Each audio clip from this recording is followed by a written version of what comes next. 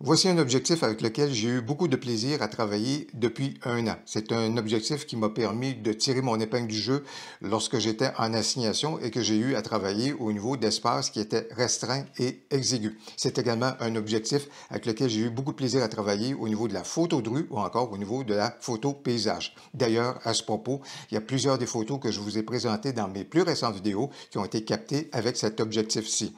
Si vous êtes à la recherche d'un grand angle à un coût qui est abordable, pour ce qui est de la monture RF de Canon, ici je pense qu'il y a un grand angle qui pourrait retenir votre attention. Bien, voilà ce qu'on examine maintenant.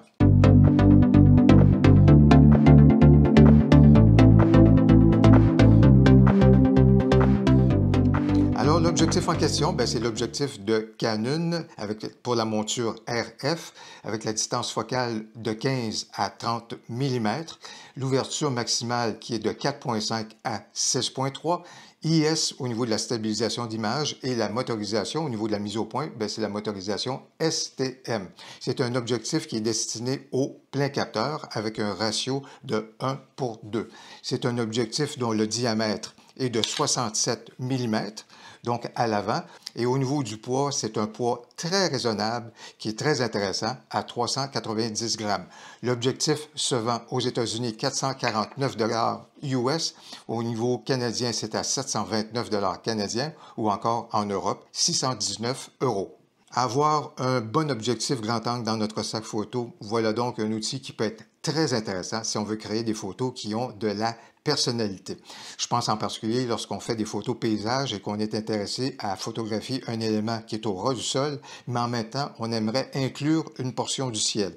Habituellement, ça nous demande donc d'avoir une distance focale qui va chercher un ensemble au niveau donc de notre photo. Et c'est là que ça peut être intéressant d'aller jouer à une distance focale de 15 mm. Dans le cas de d'autres objectifs, ça peut être 14 ou encore 16. Alors, lorsqu'on est dans ce registre-là, à ce moment-là, vraiment, on a une vision très élargie au niveau donc de notre scène photo. Bien entendu, ça vient aussi avec un certain enjeu, c'est-à-dire que des éléments que vous allez retrouver en périphérie de votre photo, c'est-à-dire dans les extrémités de votre cadrage photo, risquent d'être déformés. Et ça, c'est une caractéristique qui est propre, donc au grand angle. Ça vient souvent avec cette déformation-là. Si on veut éviter d'avoir cette déformation-là, il faut essayer de recentrer un peu plus à ce moment-là les éléments qu'on veut inclure dans notre cadrage photo. À ce moment-là, ça, c'est dans le domaine du possible. Ou encore, bien sûr, si on fait juste resserrer un tout petit peu plus notre cadrage photo pour commencer à travailler avec celui-ci autour de 18 mm, 19 ou encore 20, à ce moment-là, la déformation, à ce moment-là, va à toute fin pratique disparaître et ça va donc donner un rendu qui est beaucoup plus, si vous voulez, un rendu optique qui est beaucoup plus naturel. Mais pour le reste, des fois, avoir la portion grand angle ou super grand angle, c'est donc quelque chose qui peut donner à nos photos une très belle personnalité. Au niveau de la construction de l'objectif, c'est une construction qui est caractéristique de Canon pour ce qui est d'un objectif milieu de gamme. Alors, je vous dirais que la matière plastique, elle est présente au niveau donc de l'objectif. On retrouve un barillet pour contrôler donc notre distance focale avec les indicateurs qui sont là pour nous permettre de passer de 15 à 20, à 24 ou encore jusqu'à 28 ou 30 mm à ce moment-là au niveau de la distance focale. Et le barillet se manipule avec une bonne résistance. Alors voilà donc qui est bien fait de la part de Canon. Alors de ce côté-là. On retrouve également à l'arrière donc le fait qu'on n'a pas de joint d'étanchéité à ce moment-là.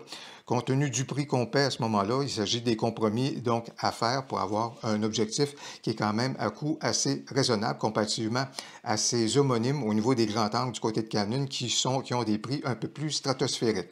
Je vous dirais également que ce qu'on retrouve à l'avant, c'est un autre barillet qu'on est capable donc de manipuler qui lui a une bonne fluidité et c'est un barillet qu'on est capable d'utiliser soit pour ce qui est de la mise au point manuelle ou encore si on veut gérer certains éléments au niveau du contrôle, notamment par exemple les ouvertures. On est capable de faire ce choix-là grâce à un des boutons qu'on retrouve donc sur le boîtier où est-ce qu'on vient lui dire qu'on veut à ce moment-là privilégier soit le fait d'utiliser cela pour la mise au point ou encore l'utiliser au niveau des contrôles. Alors on a donc ici la capacité d'influencer donc le comportement de l'objectif. On va retrouver également un autre bouton pour ce qui est de la stabilisation d'image qui fonctionne de façon admirable. Au niveau de la mise au point manuelle et plus particulièrement particulièrement pour ceux et celles qui sont intéressés par la vidéo et à travailler avec l'objectif au niveau de la vidéo, ben, on sera heureux de constater que le focus breathing est relativement modéré au niveau donc de l'objectif et bien géré. Alors voilà donc une belle qualité qu'on retrouve au niveau donc de l'objectif. Au niveau de la mise au point, la motorisation de l'objectif fonctionne de façon impeccable, c'est-à-dire que l'objectif, il est réactif, il est agile, il est rapide au niveau de sa mise au point et surtout, la motorisation ne s'entend pas. Voilà donc quelque chose qu'on va beaucoup apprécier, en particulier si on fait de la vidéo.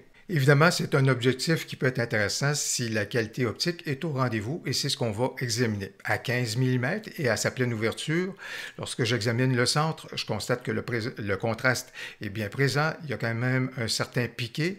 Par contre, si je m'en vais en périphérie, alors là, de ce côté-là, on va constater qu'il y a quand même une certaine mollesse. Ça manque de précision, ça manque un peu de contraste et surtout, on voit là qu'il y a une certaine coloration du color fringing.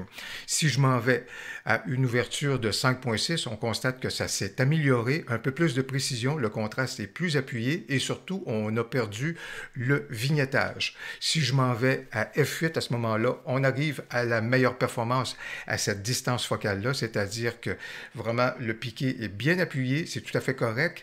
Si je m'en vais à f11, ça garde les mêmes caractéristiques. Par contre, vous le voyez, à partir de f14, ça commence à ramollir à nouveau en raison du phénomène de la diffraction. Si j'analyse le tout à 20 mm, et c'est pour vous dire que la performance sera similaire à 24 mm, alors au centre, à sa plus grande ouverture, dans ce cas-ci f5, très bon départ, c'est-à-dire un contraste qui est bien appuyé, de même que le piqué, là, c'est très intéressant au niveau donc de la performance au centre. Si je m'en vais voir donc en périphérie, un meilleur départ que précédemment, c'est-à-dire que bon contraste, un certain piqué et surtout que le vignettage n'est pas trop appuyé. Si je m'en vais à l'ouverture suivante, c'est-à-dire F8, vous voyez ici, excellente performance, bon contraste et un très bon piqué. Si je m'en vais à F11, on constate qu'à ce stade-ci, ça commence déjà un tout petit peu à ramollir. Et si je m'en vais à F14, à ce moment-là, la diffraction commence à faire son boulot. Et finalement, lorsqu'on examine la performance à 30 mm au centre et à une ouverture de 6.3, donc contraste tout à fait correct avec un piqué qui est peut-être un peu moins accentué qu'avec les distances à 24 et 20 mm. Si je m'en vais en périphérie, je vais retrouver une certaine mollesse au niveau donc de la performance et en particulier, je vais retrouver une certaine coloration, le fameux color fringing. Mais on voit ici que manifestement, le piqué n'est pas au rendez-vous.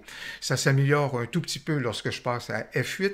Lorsque je passe à F11, ça s'est beaucoup amélioré et à F14 également. Par contre, lorsque je vais arriver à F18, eh bien, on va recommencer à retrouver une certaine mollesse en raison du phénomène de la diffraction. Au final, c'est un objectif qui a ses caractéristiques, c'est-à-dire que lorsqu'il performe dans ses extrémités, c'est-à-dire à 15 mm ou encore à 30 mm, c'est un peu normal du côté d'avoir un grand angle qui aura donc une certaine mollesse dans ces extrémités-là. Par contre, il est à son meilleur lorsqu'on utilise celui-ci à 20 et 24 mm. Travailler avec un objectif grand angle soulève bien des enjeux au niveau du rendu optique de nos photos. Et on veut certainement profiter de ce que notre boîtier est en mesure d'apporter comme correction pour améliorer donc le rendu optique de notre photo. Alors, par exemple, il faut vraiment activer ce qu'on va retrouver dans nos boîtiers par rapport à cet objectif-là et mieux encore, ce que notre logiciel de retouche photo est en mesure d'apporter au niveau donc du rendu optique. Si je désactive ici au niveau de Lightroom le profil de correction lié à l'objectif en question, eh bien voici ce qu'aurait l'air ma photo si le profil n'intervenait pas. Alors, vous pouvez voir, et dans ce cas-ci, le profil est fourni par Canon à Adobe pour que celui-ci soit inclus donc dans Lightroom ou dans d'autres logiciels donc d'Adobe. Alors, voici donc ce qu'aurait l'air ma photo si le profil n'intervenait pas. Alors, voilà donc pourquoi il faut pleinement profiter et activer donc les éléments qu'on va retrouver dans nos boîtiers ou encore dans nos logiciels pour aider au rendu de notre photo avec un grand angle. Bien sûr, l'objectif que je vous présente aujourd'hui, c'est un objectif de compromis compte tenu de son prix. Ce n'est pas l'objectif qui est le plus lumineux.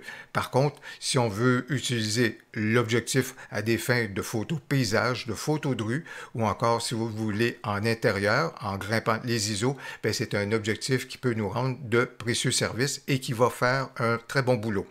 J'espère que vous avez apprécié la découverte de cet objectif que j'ai du plaisir à manipuler depuis 1 an.